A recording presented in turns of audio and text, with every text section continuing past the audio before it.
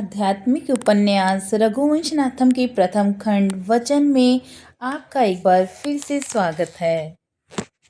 अध्याय 11 अजगव ने दिया राम को आदेश का शेष भाग।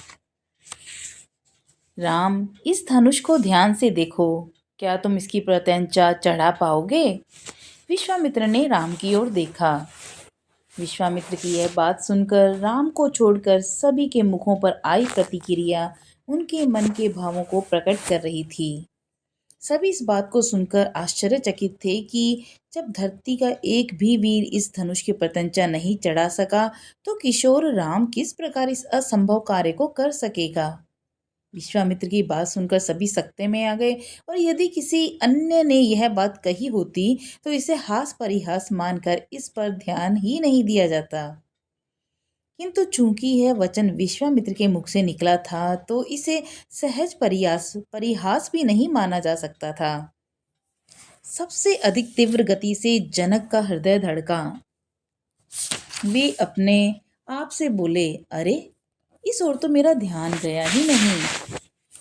लक्ष्मण ने तो स्पष्ट कर दिया था कि राम के होते मैं धरती को क्षत्रियविहीन होने की घोषणा न करूं, और मैं तब भी नहीं समझा।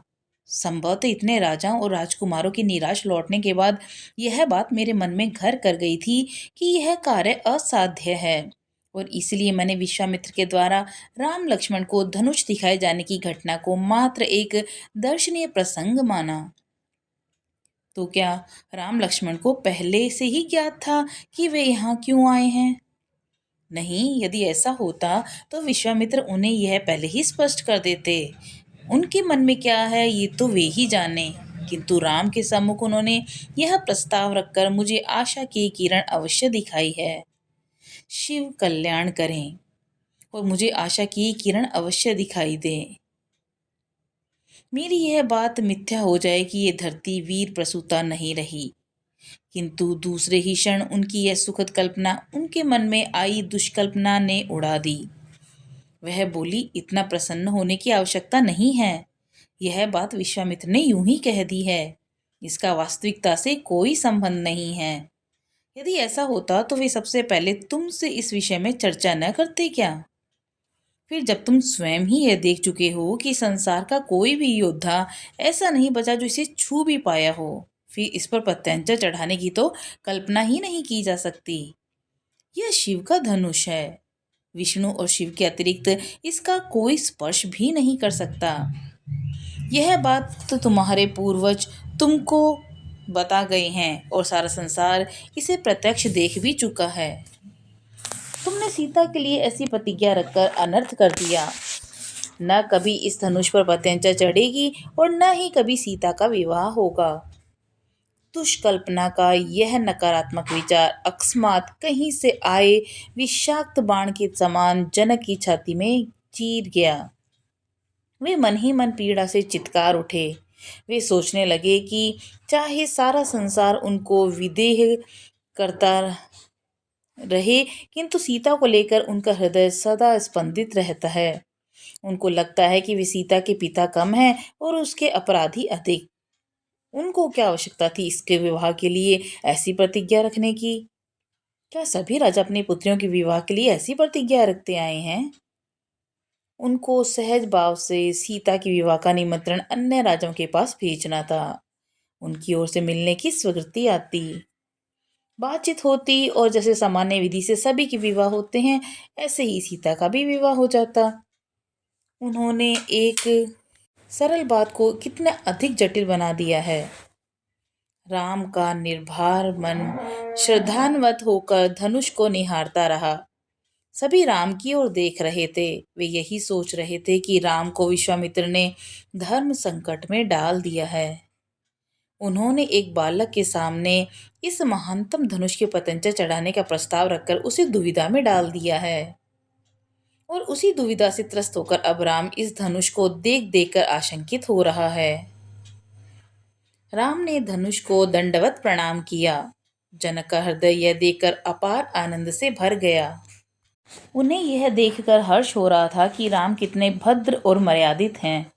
इस बात का अवसाद उनके मन से जा चुका था कि राम धनुष की प्रत्यंचा नहीं चढ़ा पाएगा। आज तक आए किसी क्षत्रिय ने शिव धनुष को प्रणाम नहीं किया।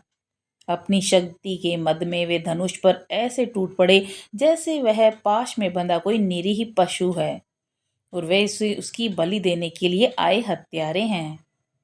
किंतु धनुष ने उसका स्पर्श पाते ही विद्युत का सा आघात देकर उनको दूर फेंक दिया। यह शिव धनुष तो जैसे प्रतिपल विद्युत से सक्रिय है, किसी को स्वयं को छूने भी नहीं देता। फिर उठाने और प्रत्यंचा चढ़ाने की बात तो कहाँ रह जाती है। किंतु पहली बार उन्होंने कोई ऐसा क्षत्रिय देखा जिसमें धर्म है, मर्यादा है, शील है, आस्था है और श्रद्धा है। शिव धनुष को प्रणाम कर राम ने विश्वामित्र की चरण वंदना की और बोले, गुरुदेव, जो भी आज तक हुआ उसकी पृष्ठभूमि में मैंने सदा गुरुजनों के आशीर्वाद की शक्ति को ही पाया है। मेरे लिए महत्व आपके आज्ञा पालन में है। आपकी इच्छा है कि मैं इस महान शिव धनुष की प्रत्यंचा चढ़ाऊं, तो मैं भगवान शंकर का ध्यान कर प्रयास करूंगा कि आपकी इच्छा पूरी हो। ओह राम, तुम कौन हो? जनक के हृदय की गहराइयों से कोई प्यासा स्वर निशब्द पुकार उठा। जनक की बुद्धि सक्रिय हुई तो इसका अर्थ है कि अपने मन की यह योजना विश्वामित्र ने राम लक्ष्मण से भी छिपा कर रखी थी। राम भक्तिपूर्ण भाव दशा में धनुष की ओर बढ़े। पूरे परिवेश में गहन चुप्पी छा गई। अब से पहले हुए इस प्रकार के आयोजन में सदा एक कोलाहल रहा।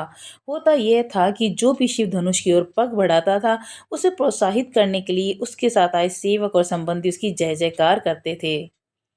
किंतु ऐसी अपूर्व शांति तो इस प्रकार के आयोजन में कभी नहीं रही।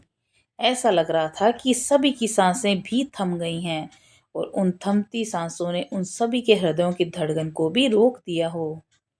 सबके मुखों पर एक विशेष कौतूहल था। जनक मात्र एक दृष्टा होकर इस सारे घटनाक्रम को देख रहे थे। उन्होंने स्वयं को राम के द्वारा धनुष की प्रत्यंचा चढ़ाए जाने के परिणाम से मुक्त कर लिया था। सीता के विवाह हेतु आयोजित किए गए वीर शुल्का समारोह में जब भी कोई क्षत्रिय शिव धनुष की ओर बढ़ता तो जनक का मन पुकार पुकार कर उसे प्रोत्साहित करता था कि हे वीर, तुम अवश्य इस धनुष की प्रत्यंचा चढ़ा देना। वे धनुष की ओर बढ़ते हुए प्रत्येक वीर के लिए शिव से प्रार्थना करते थे कि हे कैलाशपति, सीता पर कृपा कीजिए। भाई, धनुष की ओर बढ़ते देख लक्ष्मण ने पुकारा। राम ने लक्ष्मण की ओर देखा। यदि आप ये प्रतिज्ञा पूरी न कर पाए तो स्वीकार करूंगा कि शिव ने मुझे इस योग्य नहीं समझा, और यदि पूरी कर दी तो यह मेरा सौभाग्य होगा कि गुरुदेव की इच्छा पूर्ति का मैं माध्यम बना। मैं वह नहीं कह रहा भाई, आपको सीता को पत्नी के रूप में भी स्वीकार करना होगा। लक्ष्मण ने जैसे चेतावनी दी। उसके शब्दों से उठी ध्वनि का ये स्पष्ट रूप से कह रही थी कि सोच लो राम, विवाह जैसा महत्वपूर्ण निर्णय तुम पिता की आज्ञा के बिना ले रहे हो। लक्ष्मण के वाक्य में छिपा हुआ अर्थ राम पकड़ रहे थे कि वह यह कहना चाह रहा है कि विवाह कोई गुड्डे गुड़ियों का खेल नहीं है।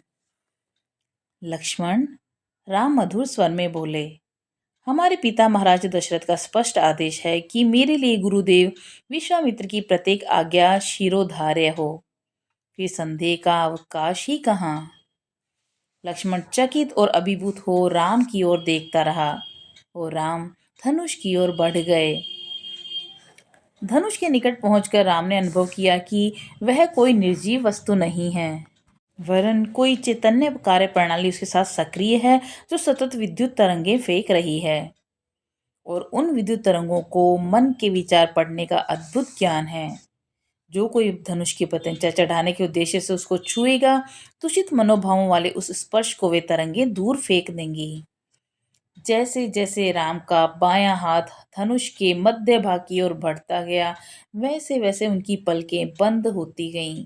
उन्होंने अनुभव किया कि बंद आंखों के बाद भी वे पूर्ववत ऐसे ही देख पाने में समर्थ हैं जैसे कि खुली आंखों से, बल्कि उससे भी अधिक स्पष्ट रूप से।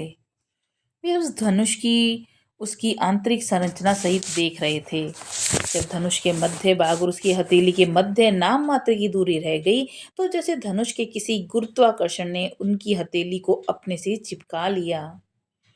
राम की उंगलियों ने धनुष को कोमलता से कस लिया। राम ने अनुभव किया कि वे और धनुष अब दो नहीं रह गए हैं, वे तो एक ही हो गए हैं। वह अद्वैत की घटना घट गई है। जो राम है वही धनुष है और धनुष ही राम है। उन्होंने देखा कि शिव स्वयं उनके सन्मुख खड़े मुस्कुरा रहे थे और कह रही हैं कि मेरे मन के मानसरोवर में विहरने वाले हंसाराम, यह धनुष कब से तुम्हारी राह देख रहा था। इस अद्भुत धनुष का भविष्य में कभी किसी कारण से दुरुपयोग हो अथवा कोई इस यंत्र की निर्माण संरचना को जान पाए, इससे पूर्व तुम इसे निष्क्रिय कर दो। अनुकूल ऊर्जा पाकर धनुष तुम्हारे साथ सहयोग करेगा। यह तुम्हारी इच्छा मात्र से संचालित होगा। तुम इसके मध्य भाग को पूरी शक्ति से कस लेना और प्रत्यंचा चढ़ाकर इसे भंग होने का आदेश देना। तुम्हारे मानसिक आदेश को प्राप्त करते ही इसके मध्य लगे आत्मघाती विस्फोट सक्रिय हो जाएंगे और वे इसे भयंकर विस्फोट के साथ इस विधि से भंग करेंगे कि फिर यह किसी भी उपयोग का नहीं रह जाएगा। राम के अंतस से जैसे निशब्द रूप में प्रश्न उठा। इस समय यही जन समाज उठा है, विस्फोट से यदि उसको हानि हुई तो? शिव की पारदर्शी छवि पुनः मुस्कुराई। राम ने सुना, वह कह रही है, नहीं, इसके आत्मघाती विस्फोटों की यह विशेषता है कि ये धनुष की भीतरी संरचना को नष्ट करते समय आघात स्वरूप केवल भयंकर शब्द को उत्पन्न करते हैं, परंतु बाहरी परिवेश को, किसी वस्तु को हानि नहीं पहुंचाते। राम धनुष के इस विज्ञान से अभिभूत थे। केवल ऊर्जा तरंगों को पहचानकर सक्रिय और संचालित होना, स्वयं नष्ट होते समय भी किसी को अहित न सोचना, अर्थात एक चैतन्य आयुध। उपस्थित समाज असमंजस में भरा राम को देख रहा था। वह सोच रहा था कि शिव धनुष ने राम को स्वयं से दूर तो फेंका नहीं, बल्कि स्वयं से चिपका लिया और उस पर झुके हुए राम किस स्थिति में हैं। और तभी सभी ने देखा कि राम ने लीला पूर्वक धनुष को उठा लिया और उनके चारों ओर एक अभूतपूर्व आभा मंडल प्रकट हुआ। उनका पूरा शरीर जैसे ऊर्जा के अथाह आवेग से रोमांचित और आनंदित था। राम ने अनुभव किया कि धनुष को उन्होंने जैसे ही उठाया, वैसे ही विद्युत की अनेक धाराएं उनके और धनुष के मध्य वृत्ताकार रूप में गति कर रही है। शक्ति का ऐसा अपरिमित स्रोत उन्होंने कभी अनुभव नहीं किया। वे अनुभव कर रहे थे कि ब्रह्मांड भी उनकी शक्ति के समक्ष नगण्य है। उन्होंने धनुष की प्रत्यंचा चढ़ाई और धनुष की इच्छा अनुसार उसके आत्मघाती विस्फोटों को सक्रिय कर दिया। मौन परिवेश में अकस्मात एक भयंकर विस्फोट हुआ। राम ने उस विस्फोट के भयंकर रूप को अनुभव किया और उनके अनुमान से जो शब्द इस विस्फोट के फलस्वरूप हुआ, उससे तो आसपास बहुत कुछ नष्ट हो जाना स्वाभाविक था।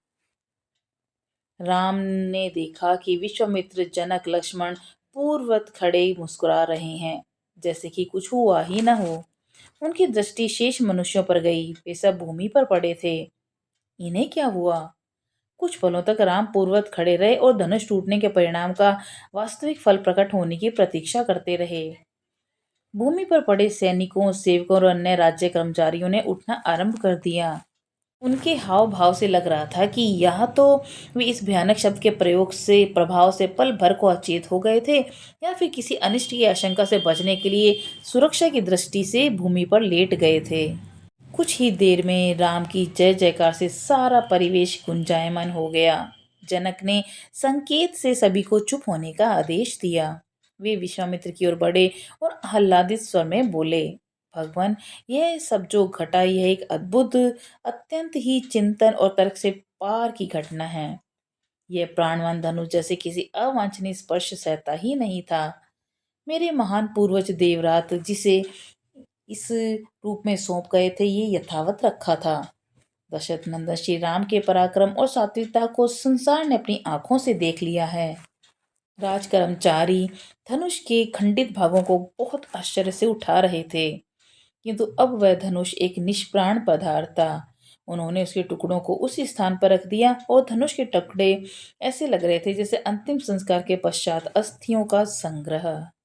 भगवान, निश्चित ही मेरी पुत्री सीता दशरथ कुमार राम की पति के रूप में वर्ण कर मेरे वंश के यश का विस्तार करेगी।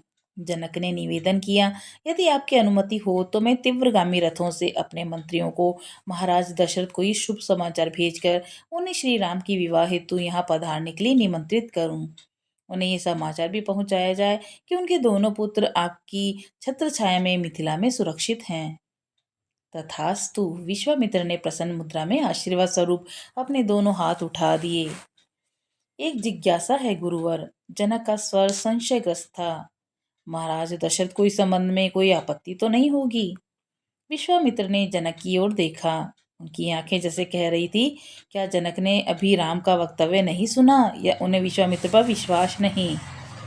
लगा जैसे जनक विश्वामित्र की आंखों का भाव पड़ गए हैं। इससे पहले कि वे कुछ कहते, जनक बोले कि यह मात्र मैं इसलिए कह रहा हूँ क्योंकि मिथिला की ओर से सीता के विवाह संबंधी निमंत्रण को कभी अयोध्या नहीं भेजा गया। तुम्हारा संशय निराधार है जनक। विश्वामित्र का स्वर तार्किक प्रखरता लिए था। पहली बात तो यह है कि सीता वीर शुल्का घोषित कर दी गई। इस घोषणा के बाद अलग से निमंत्रण का कोई अर्थ नहीं रह जाता। घोषणा स्वयं एक निमंत्रण बन जाती है। ऐसी बात नहीं है कि इस प्रतिज्ञा के स्वर अयोध्या में न सुने गए हों। पूरा क्षत्रिय समाज तुम्हारी इस प्रतिज्ञा से अवगत था। प्रचारित करने वाले तो जाने क्या क्या कहते फिरते हैं। कुछ क्षत्रिय तो यहाँ तक कहते थे कि यदि जनक वास्तव में सीता के जनक होते तो ऐसी दुष्पूर प्रतिज्ञा कभी न रखते। ये तो मात्र पिता हैं, पालनकर्ता, अतः ये उन्होंने जानबूझकर किया है। जनक अवाक थे। वे सोच रहे थे कि जनमानस बिना किसी का हृदय जाने कुछ भी क्यों बोल देता है, जबकि उनके मन में तो ये भाव था कि सीता जिसे पति के रूप में प्राप्त करे वह अद्वितीय हो। प्रभु ने न केवल मेरी लाज रखी वरन अपरिमित यश भी दे दिया। यदि यह अकल्पनीय न घटता तो मुझे लक्ष्मण का प्रस्ताव भी प्रिय लगा था कि मैं साहस करूं और शिव धनुष भंग करने की अपनी प्रतिज्ञा को समेटकर सीता का विवाह औपचारिक विधि से कर दूं। इस समाचार को सुनकर अयोध्या गर्व से फूली नहीं समाएगी। तीनों लोकों में यह बात अग्नि के समान फैल जाएगी कि वह पराक्रम जिसे दिखाने में क्षत्रिय असफल हुआ और जो उनका सिर झुकाने हेतु एक चुनौती बन गया, उस प्रतिज्ञा को अयोध्या के क्षत्रिय राजकुमार श्री राम ने अपने पराक्रम से सिद्ध कर दिया। वीर शुल्का का वर्ण करना तो क्षत्रिय के लिए आभूषण स्वरूप है। गुरुवर, जनक ने भाव विभोर होकर प्रणाम किया। आपके श्रीमुख से यह सब सुनकर मैं संतुष्ट हुआ। आपका शुभागमन शिव रूप है। जय श्री राम। कल हम जानेंगे अध्याय 12 में परशुराम द्वारा राम की परीक्षा। तब तक के लिए नमस्कार।